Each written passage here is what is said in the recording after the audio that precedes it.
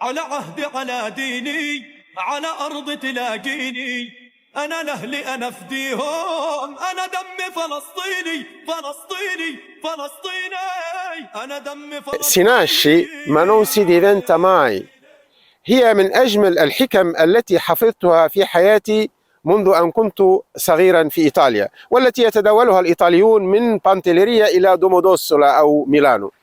ومعنى هذه الحكمة أن الرجل يولد ولا يصبح ولا يصير، أي إذا ولد شجاعا يبقى شجاعا، وإذا ولد كريما يبقى كريما. ولماذا؟ لأننا لم نرى مرة واحدة في حياتنا جامعة أو كلية تعلم الشجاعة أو تعلم الكرم. السلام عليكم ورحمة الله وبركاته، وأنتم تشاهدون قناة تذكرة، هذه القناة التي تعتني بأمور أولئك الذين يعيشون في الغرب كأوروبا وأمريكا وغيرها من البلدان. وهذه القناة هي قناة إصلاحية، أي نريد أن نصلح ما أفسد. لأنك لو تجولت في ألمانيا في برلين ستجد 90% من المجرمين هم من أصول مسلمة، ولو دخلت إلى أوبسالا في السويد أو غوتنبورغ فستجد 70 أو 75% من المجرمين ومن مروجي المخدرات هم من يحسبون على الإسلام. فهي قناة إصلاحية. ولو أنني في هذا الفيديو سوف أخرج على الموضوع لأتكلم في موضوع يتكلم فيه الناس كلهم، وليس من المروءة أن لا أتكلم، فأريد أن أتكلم في موضوع فلسطين وإخواننا في غزة. أيها الأخوة، لا تنسوا الاشتراك في هذه القناة، قناة إصلاح. أنا قد أفشل لكن معنويا حاولت، فشاركونا في هذه القناة حتى للتشجيع ونستطيع الذهاب إلى الأمام. من يكره أن يكون له ابن SE سوبر انجينير، ومن يكره أن يكون له ابن جراح سيرجن، ومن يريد أن يكون له مجرما وقاتلا ومغتصبا؟ لا أحد يريد. إذن من أولئك الذين ولدوا وولد شجاعا رجل فرنسي ولد في المغرب، ألا وهو وزير خارجية فرنسا الأسبق في أول الألفينيات وفي عهد جاك شيراك، وهذا الوزير هو دومينيك دو فيلبان. دومينيك دو فيلبان هو ذلك الرجل الذي جلس في الأمم المتحدة وقال ذلك الخطاب الذي ليس بطويل لكن كان خطابا فيه بلاغة، وكان موجها إلى الأمريكان في عنفوانهم أيام بوش ووزرائه. وكان الكلام موجها إلى كولين باول لأنه كان يحرض على الحرب العراقية. فقال تلك الكلمات الشهيرة، قال: أنا جئت من فرنسا ومن قارة عجوز، ويستحيل أن نشارك في الحرب على أقدم الحضارات، ألا وهي الحضارة العراقية وعلى العراق هذا البلد القديم، ونرفض هذا. وبالتالي ماذا حدث؟ يقول أنه بعد تلك الكلمة اتجه مباشرة إلى مكتب كولين باول الهالك هذا الذي مات في الكوفيد. قال: وبعد أن قفلت الباب ورائي قام ليضربني بلكمة. تخيل.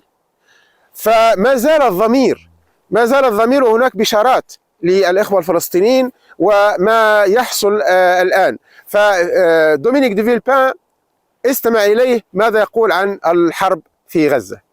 تفضل.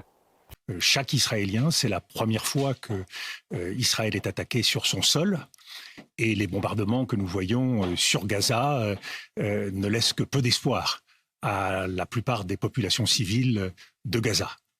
Et face à ce gouffre existentiel, nous sommes aussi devant un gouffre géopolitique. Ce gouffre géopolitique, c'est l'absence de perspective face à une offensive terrestre massive. Pour Gaza, pas d'autre perspective qu'un bain de sang. Et face à cela, il y a bien sûr le risque d'extension de ce conflit quand on voit la situation dans la région, à la fois les factions islamistes, les milices islamistes qui obéissent à l'Iran, au Liban, en Irak, en Syrie, au Yémen, et les possibilités d'engrenage qui existent dans cette région. Et tout cela dans un contexte international de profonde division du monde que nous avons constaté, de fractures très importantes du monde que nous avons constatées en Ukraine, avec d'un côté l'Occident et de l'autre ce qu'on appelle le Sud global, c'est-à-dire le reste du monde. Et à cela, il faut prendre en compte, pour un dirigeant politique français, il faut prendre en compte les graves fractures nationale. Et nous voyons bien quand un certain nombre de sujets sont abordés, les questions post-coloniales, la question de l'immigration, la question de l'islamisme, à quel point il y a des divisions, des fractures qui peuvent peser extrêmement lourd. Votre inquiétude, elle est donc globale, à la fois sur ce qui se passe là-bas, mais aussi sur ce qui se passe en France. Absolument, parce que nous voyons bien que les liens sont extrêmement importants. C'est pas nouveau, mais aujourd'hui, compte tenu du caractère dramatique de ce qui se passe, ces fractures sont encore plus profondes. Et l'essentiel, si je puis dire, dans ce contexte, c'est que le Hamas nous a tendu un piège. Et ce piège, c'est celui de l'horreur maximale, de la cruauté maximale. Et c'est donc le risque d'un engrenage du militarisme. C'est davantage d'interventions militaires, comme si on pouvait, avec des armées, régler un problème aussi grave que la question palestinienne. C'est un deuxième piège essentiel, c'est celui de l'occidentalisme. C'est que nous voilà réduits avec Israël sur ce socle occidental qui aujourd'hui est mis en cause par l'essentiel de la communauté internationale. C'est quoi l'occidentalisme ? Eh bien, l'occidentalisme, c'est l'idée que l'Occident, qui a pendant 5 siècles géré les affaires du monde, va pouvoir tranquillement continuer à le faire. Et l'on voit bien, y compris dans les débats de la classe politique française, qui a l'idée qu'il faut, face à ce qui se passe actuellement au Moyen-Orient, poursuivre encore davantage le combat vers ce qui pourrait ressembler à une guerre de religion ou une guerre de civilisation, c'est-à-dire nous isoler sur la scène internationale encore plus. Ce n'est pas le chemin, d'autant moins qu'il y a un troisième piège, qui est celui du moralisme. Et là, nous avons en quelque sorte la preuve par 9, à travers ce qui se passe en Ukraine et ce qui se passe au Proche-Orient, de ce 2 poids 2 mesures qui est dénoncé partout dans le monde, et y compris dans les dernières semaines quand je me déplace en Afrique, au Moyen-Orient ou en Amérique latine, le reproche est toujours le même.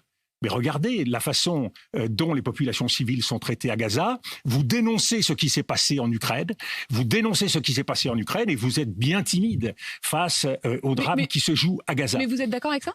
Je ne dis pas, parce que bien évidemment, je pense qu'il faut savoir évaluer chacune des situations. Mais prenez le droit international, deuxième critique qui nous est faite par le Sud global. Le droit international, nous sanctionnons la Russie quand elle agresse l'Ukraine, nous sanctionnons la Russie quand elle ne respecte pas les résolutions des Nations Unies, et voilà 70 ans que les résolutions des Nations Unies sont votées en vain et que l'Israël ne les respecte pas. Mais vous avez l'air, disant cela, Dominique de Villepin, de donner de l'eau au moulin de ceux qui estiment que les Occidentaux sont dans un péché d'orgueil. Est-ce que vous estimez qu'aujourd'hui les Occidentaux sont dans un péché d'orgueil ? Apolline de Malherbe, les Occidentaux doivent ouvrir les yeux sur l'ampleur du drame historique qui se joue devant nous pour trouver les bonnes réponses. C'est quoi le drame historique ? Le drame historique qui se joue devant nous... 7 octobre quand même d'abord, non ? Mais le drame du 7 octobre et l'engrenage qui, à partir de ce drame, peut nous conduire, si nous n'apportons pas les réponses justes. Parce que vous savez, il y a bien sûr ces horreurs qui se passent, mais la façon d'y répondre, elle est essentielle. Est-ce que nous allons... mais que fallait-il faire ? Est-ce que nous allons assassiner l'avenir en trouvant les mauvaises réponses? Assassiner l'avenir. Pourquoi? Mais qui assassine qui? Mais vous êtes à la recherche. Non, je voudrais comprendre, parce que c'est vrai que... Vous êtes dans un jeu de cause et d'effet. Dans la chaîne des causalités, face au tragique de l'histoire, on ne peut pas prendre cette grille d'analyse, tout simplement parce qu'on n'en sort pas. Chacun alors... Donc on fait quoi? Vous l'avez dit au départ, il y a une émotion palpable. Permettez-moi de continuer.